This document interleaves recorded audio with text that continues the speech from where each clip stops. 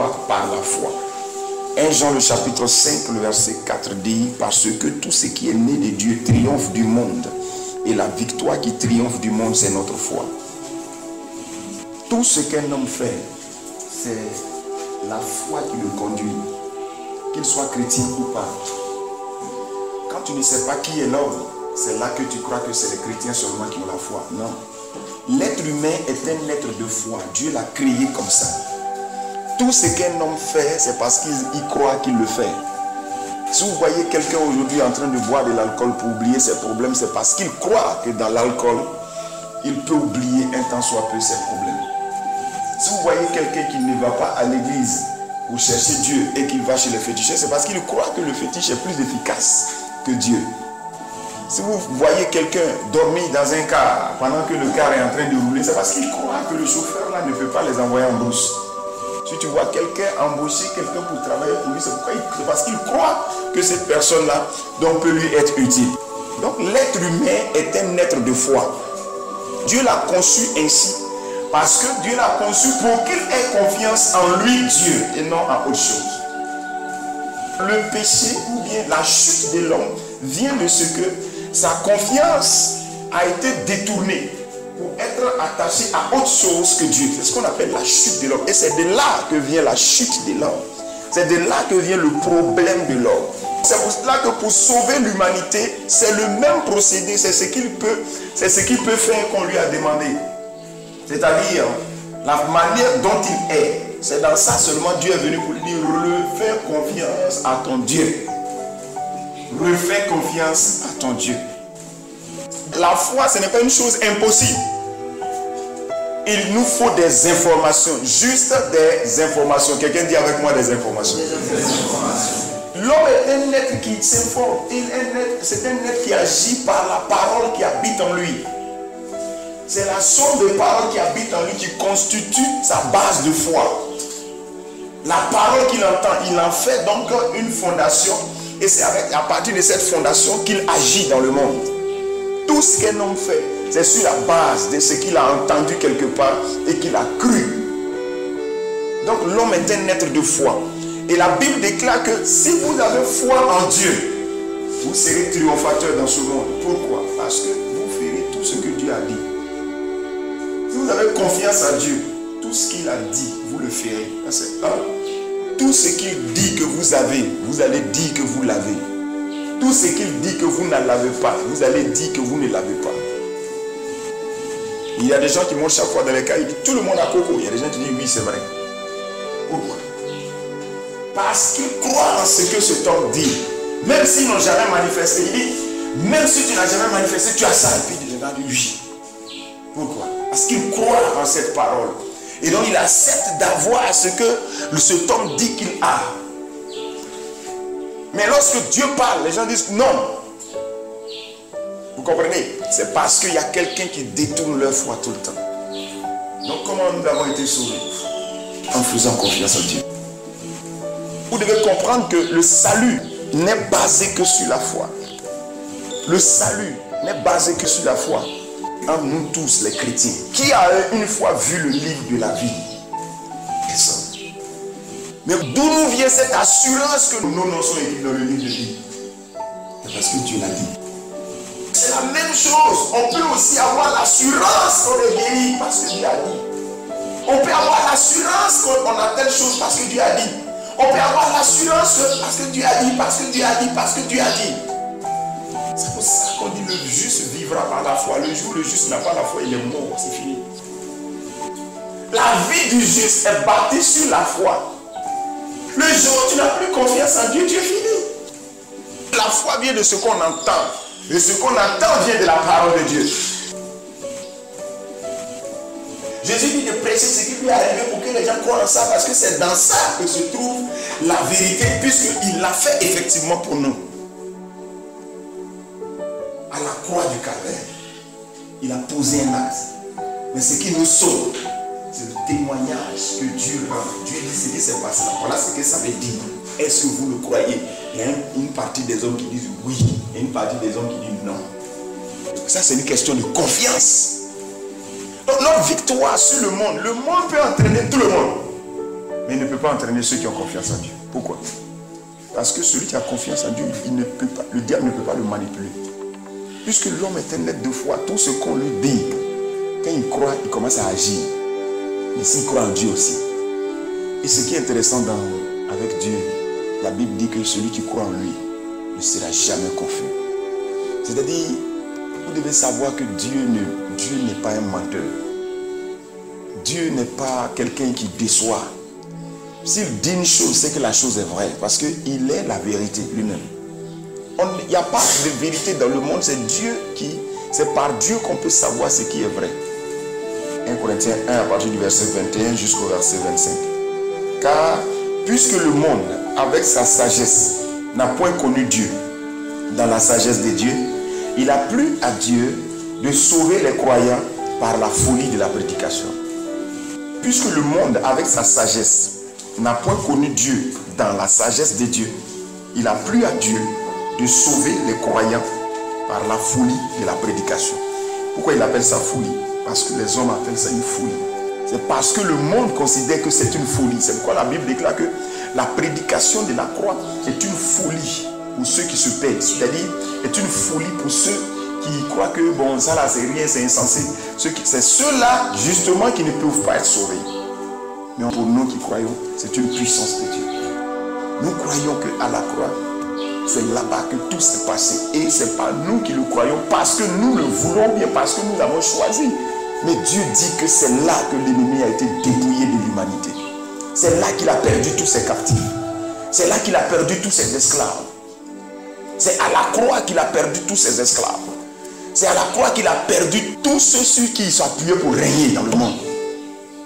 Il a été dépouillé. Dépouillé de quoi? Dépouillé de sa force? Dépouillé de ses biens? Non, il a été dépouillé de ses esclaves. Dieu a pris le peuple d'Israël pour nous expliquer le salut en des faits.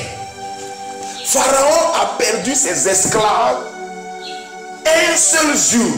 Et c'est le jour où l'agneau a été immolé dans chaque maison, où on a mis le sang sur le linteau et qu'ils ont mangé la chair de cet agneau la nuit. C'est la même nuit que Pharaon a perdu tous ses esclaves. La même nuit. Déjà à l'aube, ils sont tous sortis, ils sont tous partis. Ça, Pharaon n'avait plus d'esclaves en Égypte. On peut dire que Pharaon a été dépouillé par quoi? Par ce acte. C'est ce que Jésus est venu faire. Jésus est parti mourir sur la croix. Et la Bible dit dans Colossiens, le chapitre 2, verset 14, qu'il a dépouillé. 14-15, il a dépouillé les dominations. Il a effacé dont les ordonnances nous condamnaient. Par cet acte. Et nous croyons. Quelqu'un dit brûle un cahier de 200 pages, de 300 pages pour que tes péchés soient effacés. Nous disons non. Nous disons que nous avons crié à lui pour le pardon de nos péchés. Et nous croyons qu'à la croix, ce qui s'est passé, c'était pour effacer tous les actes dont les ordonnances nous condamnaient. Tout ce qu'on a fait de mauvais. Tout ce que nos grands-parents ont fait de mauvais. Tout ce que nos arrière-grands-parents ont fait de mauvais. C'est ce que Jésus était en train d'effacer. Quand je crois en Jésus, je dois être capable de croire qu'à la croix, il a effacé l'acte dont les ordonnances me condamnaient. Ça veut dire que je ne dois plus me voir comme condamné si je crois en Jésus. Avec quoi? Avec le souvenir de ce qui s'est passé à la croix. Quelqu'un vient comme moi, je dis la croix. Quelque chose s'est passé à la croix. Satan, tu ne peux pas me fister. Il dit, qu'est-ce qu'un homme peut faire pour le salut de son âme? C'est pour ça qu'il a donné Jésus. Qu'est-ce qui peut nous sauver? C'est la foi en ce que Dieu a dit. Parce que Dieu savait ce qu'il a dit. Et la Bible dit ce jour-là, ce n'est pas simplement là qu'il a effacé. Mais ce jour-là, c'était l'humanité qu'il avait enlevée dans la main de Satan. Le diable a été dépouillé, les dominations ont été dépouillées, les autorités ont été dépouillées. Aujourd'hui, quand tu rentres dans une ville, il y a les dominations, il y a les autorités. Il y a des démons qui règnent sur les quartiers, il y a des démons qui règnent sur la ville, il y a des démons qui règnent sur des régions. Mais quand nous, les fils de Dieu, on rentre, ils n'ont aucun pouvoir sur nous. Aucun. On n'a pas besoin de dealer avec eux. William Duncan dit, quand tu les affrontes, si tu les affrontes comme des gens qui sont en haut de toi, tu es vaincu. Si les gens, tu les affrontes comme des gens qui sont tes épaules, tu es vaincu. Mais il faut les voir en dessous. Et puis tu leur dis, tais-toi. Il faut savoir dans ta tête que Christ ressuscité des morts est plus grand plus fort que la mort. Donc ça veut dire que tous les esprits qui ont leur siège dans le séjour des morts, tu n'as rien à voir avec eux. Aucun diable n'a de pouvoir sur un seul chrétien. Aucun. Pourquoi? Parce que nous, on est de la vie qui est née après la mort. Quelqu'un est mort pour effacer l'acte dont les ordonnances condamnaient. Il faut que les enfants d'aujourd'hui comprennent le salut. Le salut est venu vers toi. Si tu ne crois pas, tu vas te dire que ce. Quand tu quittes ta base de foi, parce que tu dis que Jésus n'a pas tout fait, le diable n'a pas peur de toi. Il vient contre toi, il n'y a rien. Mais Christ a humilié à la croix. La croix du calvaire. C'est là-bas que le diable a été vaincu. Il a pris à Dieu de sauver les croyants par la folie de la prédication. Alléluia. Le verset 22, les Juifs demandent des miracles. Et les Grecs cherchent la sagesse. Les Juifs ils disent, il faut faire un miracle. Là, nous, on va croire en toi. Les Grecs, ils disent, bon, parce qu'eux, ils veulent que tu sois d'accord avec leurs différentes sagesses, leur philosophie. Nous prêchons Christ crucifié. Scandale pour les Juifs. Et folie pour les païens. Mais puissance de Dieu et sagesse de Dieu pour ceux qui sont appelés tant juifs que grecs. Car la folie de Dieu est plus sage que les hommes. Et la faiblesse de Dieu est plus forte que les hommes. Ça veut dire que Dieu a décidé qu'il a fait. C'est ça qu'il a pour nous expliquer. Si on croit qu'il a sauvé, il n'y a pas un autre moyen. Benny Hinn, un jour, il disait que bien que Jésus ait fait beaucoup de miracles avec ses disciples, ça n'a pas suffi pour que Judas Iscariote soit sauvé. Et de qui était sauvé? Judas Iscariote n'a pas été sauvé. Qui était sauvé? À ce moment, personne. Mais tous ceux qui croyaient en lui étaient préparés pour recevoir l'esprit. Mais Judas Iscariote, malgré les miracles, n'a jamais cru en Dieu. Ça veut dire que le salut n'est pas dans le fait que tu aies vu un miracle et que tu es venu à l'église du assis. Le salut vient de ce que tu as cru au message. Quel message? Le message que Jésus est mort pour toi à la croix et qu'il est revenu à la vie pour te donner une nouvelle vie. Tu crois en ça, c'est fini. Tu as la chose. Maintenant, on t'explique pour que tu profites maintenant dans les autres domaines, etc. Vous êtes mort avec Christ. Jésus a pris toutes vos malédictions. Dis Amen. Si on dit il a pris, c'est qu'il a pris. Et même si par exemple, quelqu'un dit non, il n'a pas pris. Si il a pris, pourquoi tu sens? Pourquoi non? Tu dis, je sais qu'il a pris. Je suis informé qu'il a pris. Et s'il a pris, il a pris. Et je confesse qu'il a pris. Quel que soit ce qui se passe, je confesse qu'il a pris.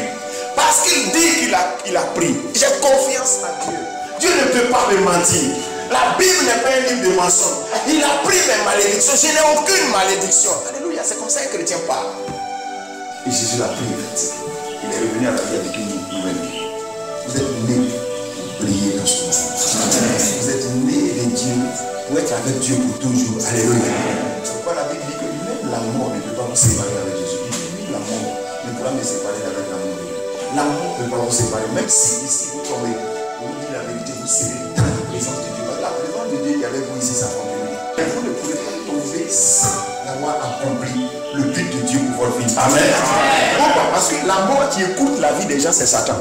Satan ne peut plus vous écouter. Dis Amen. Satan ne peut plus vous écouter. Dis Amen. Il ne peut pas arrêter votre vie. Amen. Parce que ce qui est en vous est plus fort que lui, est plus grand que lui. Il ne peut faire que la ruse. Mais si vous connaissez la vérité, vous nous résistez, il fuit loin de vous.